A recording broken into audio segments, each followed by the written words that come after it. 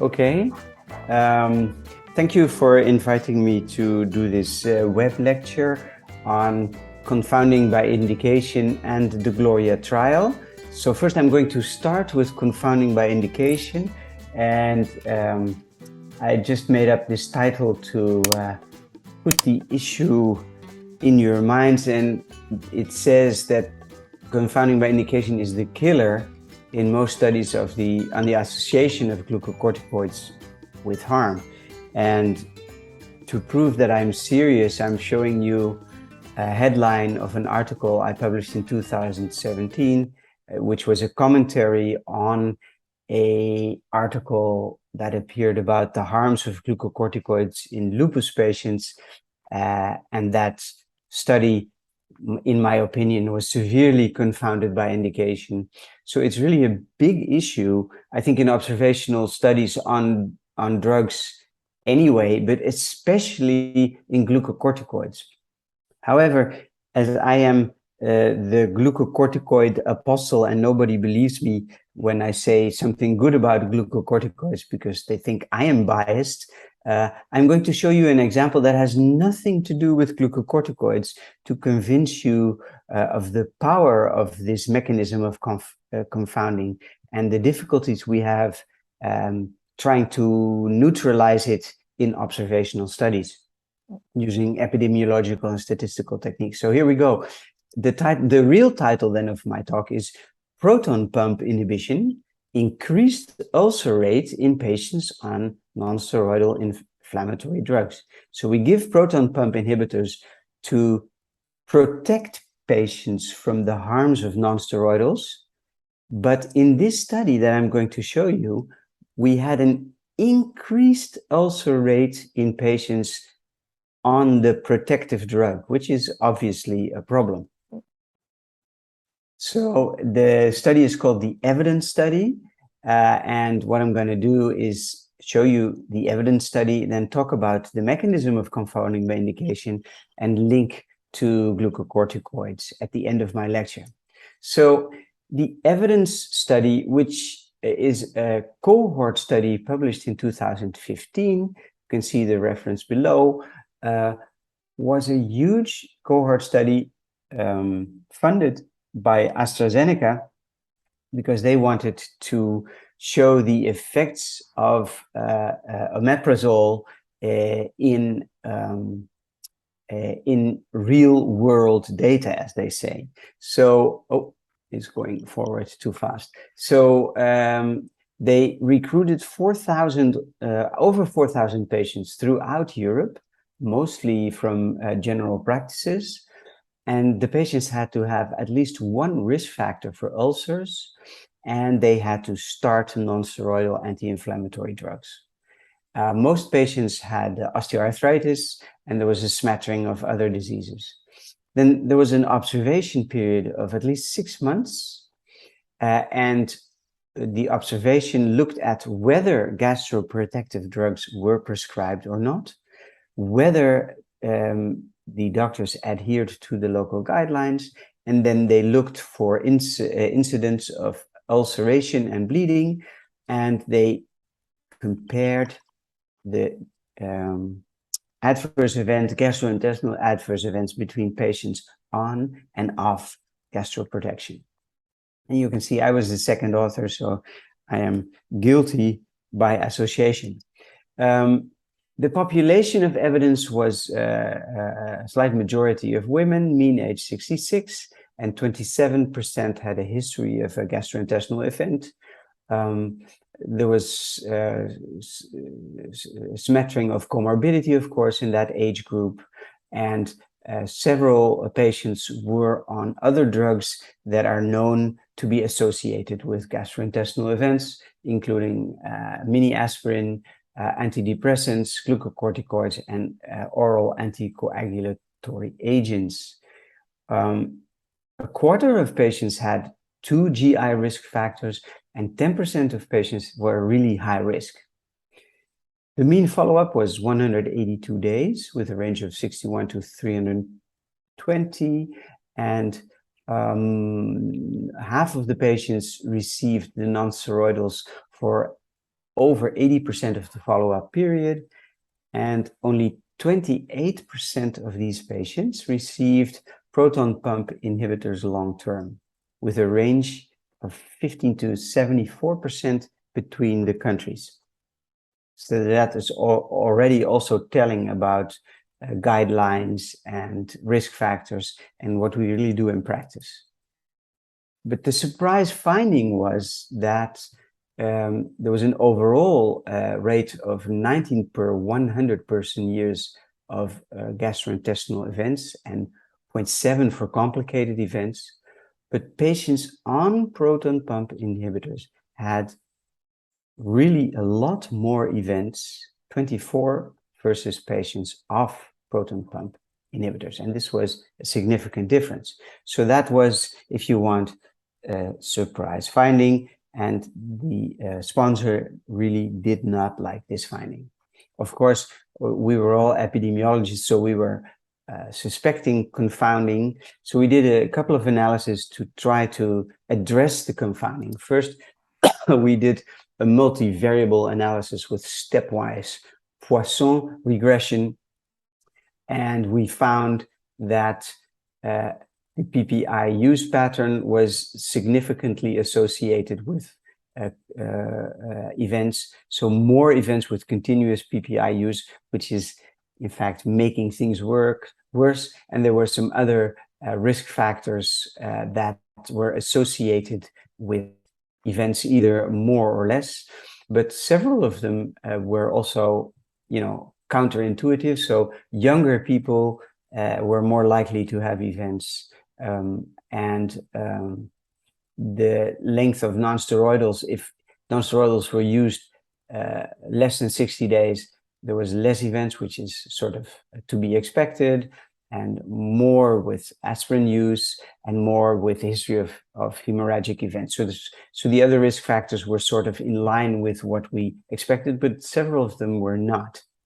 So then we decided to do propensity score matching, which is sort of the bazooka in epidemiologic studies, meant to solve all your problems and the ones of your neighbors by doing this complicated technique where you make a thing called a propensity score, which combines to some number and then selects patients' number. So you make pairs of patients and then you do the comparison.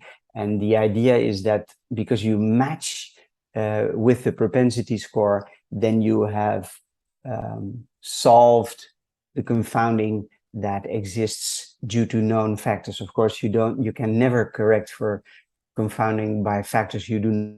What happened is we were only able to match about half of the patients in the whole study because the other scores were just impossible to match. So you lose a lot of information, obviously. And in those patients that we were able to match, there was a trend that patients on proton pump inhibitors had less events. So the p-value was not significant. So even with the bazooka, we were unable to show a protective effect of proton pump inhibitors on gastrointestinal events with non-steroidal anti-inflammatory drugs, which is crazy because we all know from the trials that proton pump inhibitors work pretty well in reducing the risk.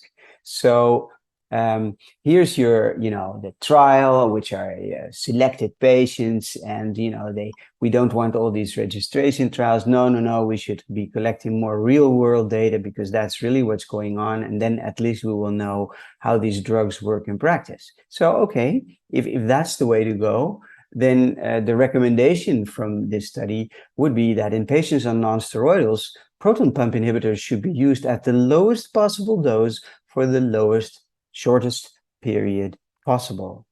And the smiley is to remind you that this is the wording that we currently have for glucocorticoid use in rheumatoid arthritis. Okay? Yeah. And that recommendation is for the largest part based on observational studies of harm in glucocorticoid treated patients. So my conclusion is, with strong confounding by indication, no statistical or epidemiological technique can solve the problem. Only a randomized controlled trial can solve the problem, which is, of course, the link to the GLORIA study that I'll be talking to you about later. But before we do that, let's briefly show you how confounding by indication works. Mm-hmm. So this is sort of my simple bar graph of the findings of the evidence study. So there were more patients on gastroprotection that had an event than patients off gastroprotection. This is the raw result of the trial. And how does that work? Well, physicians preferentially prescribe gastroprotection to high-risk patients.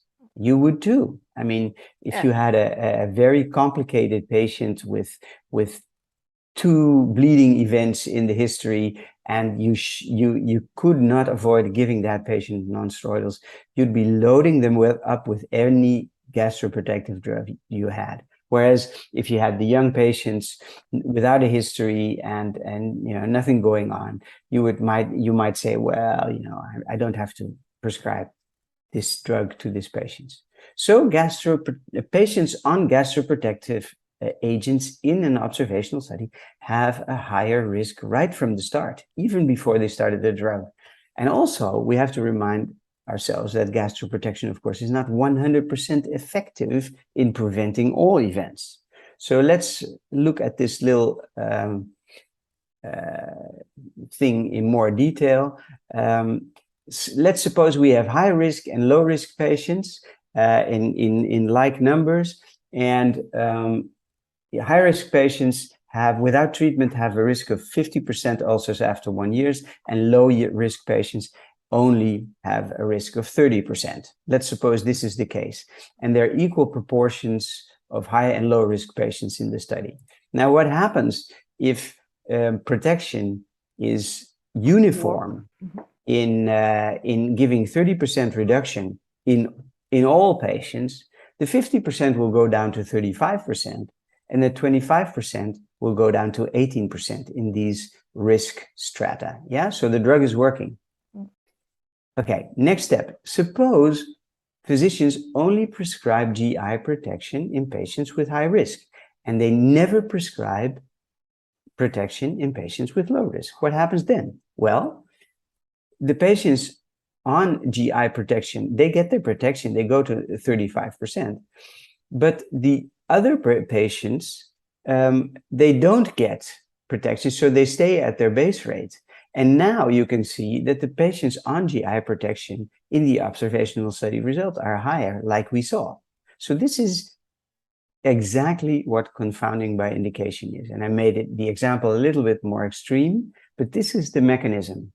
If you have risk factors that preferentially guide patients to a certain treatment, then the risk of that treatment will be confounded by the risk that was there before you started the treatment. Okay? So now let's switch to glucocorticoids. Well, severe RA itself leads to many of the side effects associated with glucocorticoids. So patients with severe RA have more cardiovascular disease, have more osteoporosis, have more ulcers, have more everything. And physicians preferentially prescribe glucocorticoids to high-risk patients because the guidelines say you should not be giving these patients glucocorticoids at all. And then the physician saying, yeah, but this RA is so severe, I have to do something. I will give these patients glucocorticoids. So, like in a previous example, patients on glucocorticoids have a higher risk from the start, even before they start the treatment. And also glucocorticoids, like in the previous example, are not 100% effective. So if we look at the real world data, I hate this term, but I'm going to hit you with it throughout this lecture to make you loathe the term as much as I do. Glucocorticoids are associated with a poor outcome. That's why the arrow is red. But RA disease severity is also associated with a poor outcome, and RA disease severity is associated with more use of glucocorticoids. So now it becomes really difficult to disentangle what the pure effect of glucocorticoids on outcome is, because disease severity is in the way. And that's not all. It gets more complicated. Let's look at the effect of glucocorticoids on bone mass. Well, we know from experiments in healthy individuals and other diseases that glucocorticoids lead to loss of bone mass. But glucocorticoids decrease RA disease activity, and RA disease activity decreases bone mass. So what's going to be the net effect of glucocorticoids on bone mass? We don't know. And also, RA disease severity is another factor that is associated with more use of glucocorticoids and more use of RA disease activity. So now you have the severity factor as well as the activity factor. Finally, glucocorticoids on body weight. It has a green arrow because RA patients usually lose weight before you treat them. And so part of the body weight gain in glucocorticoid treatment is actually restoring people to their previous state. Now, if the previous state was a grossly obese person, lost some weight due to the RA, giving them back that weight will be seen as a negative effect. But it's not a negative effect, it is restoring to the normal of that person. So, and because glucocorticoids also decrease RA disease activity, you get a double effect, which is making the pure effect of glucocorticoids on body weight difficult to determine. If you want, next time we could make one talk in French about different bias. I could do it in French, but it would be difficult because then I miss the words. So then it becomes very slow. A lot of